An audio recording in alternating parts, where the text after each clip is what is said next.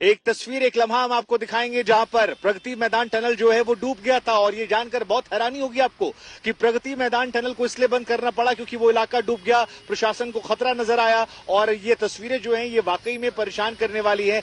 मेरे सहयोगी अरविंद ओझा ने एक रिपोर्ट भेजी है, जरा देखिए जब डूब गई प्रगति मैदान वाली टनल। इस वक्त मैं प्रगति मैदान टनल के ठीक एंट्री पॉइंट पर मौजूद हूं और भारी बारिश के बाद जो जल जमा हुआ है उसकी वजह से ये जो टनल है वो बंद कर दिया गया है।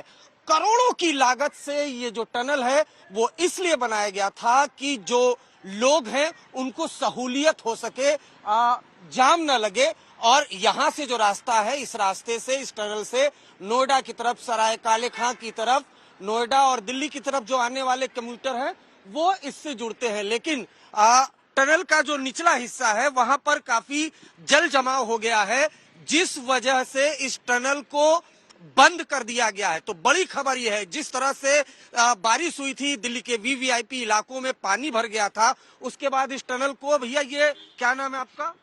मेरा नाम सुनील कुमार। सुनील जी, कब से ये टनल बंद हुआ?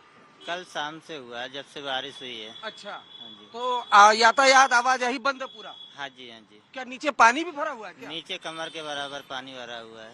तो ये देखिए, बकायदा ये खुद ही बता रहे हैं कि नीचे जो है वो कमर के बराबर पानी भरा हुआ, और इस वजह से ये जो टनल है प्रगति मैदान का, इसको कल शाम से ही बंद कर दिया गया है। दिल्ली के तकरीबन लगभग जितने इलाके थे उन तमाम इलाकों में भी पानी भर गया था। आज दिल्ली के जो मुख्यमंत्री हैं अरविंद केजरीवाल, उन्होंने एक आपात बैठक भी बुलाई है। लेकिन जो लोग सुबह दफ्तरों से निकल रहे हैं उन्हें हम ये बताना चाहते हैं कि जो प्रगति मैदान है, ये टनल जो है वो बंद कर दिया गया है। अगर आप सुबह अपने दफ्तर के लिए निकल रहे हैं तो इसे ध्यान में रखें। कैमरामैन अंकित के साथ अरविंद ओझा, दिल्ली आज तक। पूरी रिपोर्ट जो है ये आपने देखी अरविंद ओझा की। अरविंद ओझा दिखा रहे थे प्रगति मैदान टनल जो है कैसे डूब गई। मेरी सहयोगी ऐश्वर्या पालीवाल लगातार मेरे साथ बनी है। ऐश्वर्या, डबल इंजन की सरकार दिल्ली में भी है, ये नारा लगा था कि एमसीडी में भी केजरीवाल। उसके बाद दिल्ली की जनता ने अपार समर्थन दिया। आतिशी आपको नजर आ रही है जायजा लेते हुए। एक तो बताइए क्या क्या जायजा वो ले रही हैं और क्या क्या बातें चली जो निकल कर आ रही है, और दूसरा, क्या मॉनसून आने के पहले व्यवस्थाओं को मुकम्मल किया गया या वहां लापरवाही रह गई जिसका असर अब दिख रहा है?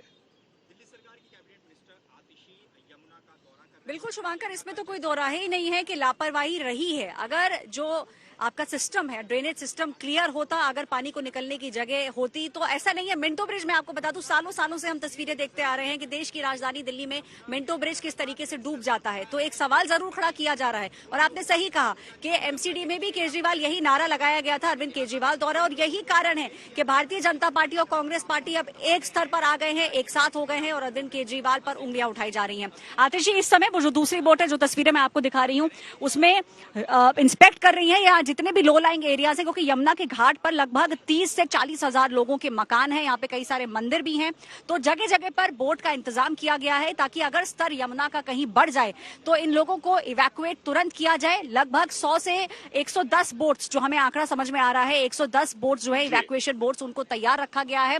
अगले 24 घंटे मैं बता दूं शुभांकर, इन यहाँ जो लोग रहते हैं आसपास वाले, उनके लिए बहुत जरूरी है, बहुत अहम है, नजर बनाने की जरूरत है शुभांकर। और दिल्ली के अंदर जो लोग हैं उन लोगों के लिए भी इस समय नजर बनाने की जरूरत है। यही कारण है कि आज पूरे दिल्ली एनसीआर के स्कूलों को बंद किया गया है शुभांकर, और ये कहा गया है कि आप भी नजर बनाए रखिए, आप हमारे साथ बने रहिए।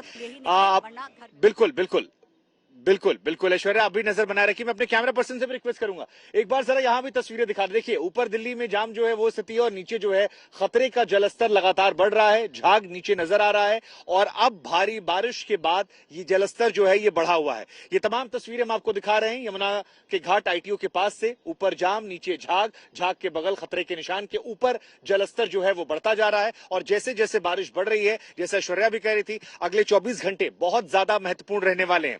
लेकिन इस बढ़ते जलस्तर को लेकर ही हम आपको हमारे सहयोगी अरविंद ओझा की एक रिपोर्ट दिखाते हैं, जिसके जरिए आप देखेंगे, समझेंगे कैसे दिल्ली में अगले 24 घंटे बहुत महत्वपूर्ण रहने वाले हैं, 24, 48, 72 घंटे, और इसके साथ ही कैसे खतरे के निशान के ऊपर यमुना का जलस्तर दिल्ली में बढ़ गया है।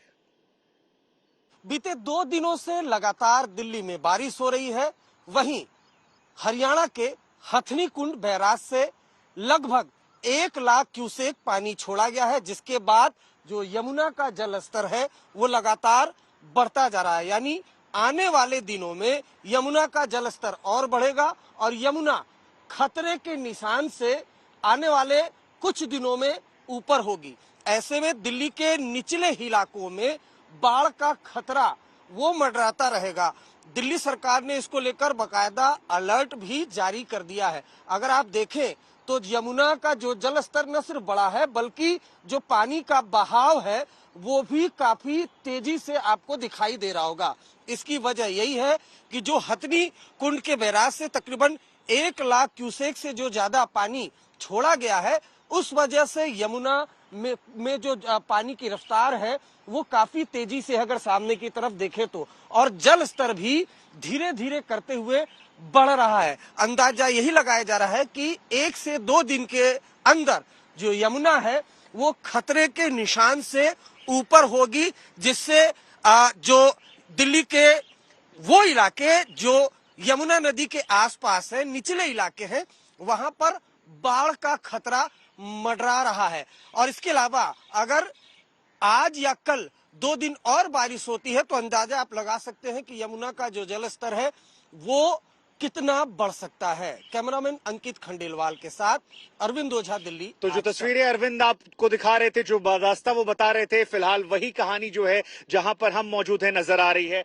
यमुना जो है खतरे के निशान के बिल्कुल करीब है और जैसा अरविंद भी कह रहे थे अगले 48-72 घंटे बहुत ज्यादा महत्वपूर्ण रहने वाले हैं। अगर इस दौरान तेज बारिश होती है, अगर इस दौरान बारिश उतनी होती है जितनी रविवार के दिन हुई, तो ये मानकर चलिए यमुना जो है खतरे के निशान के पार पहुंच जाएगी। हमारी गुजारिश आपसे ये है कि घाट के इर्द गिर्द आप मत जाए, बेवजह वीडियो बनाने से बचें ताकि आप और अपनों को आप खतरे मत डालें। देश के आप किसी भी हिस्से में हो, अपनी सावधानी आपके हाथ में भी है। बाकी सरकारों से भी गुजारिश है कृपया सावधान रहें, अलर्ट रहें और लोगों को हर संभव मदद करें।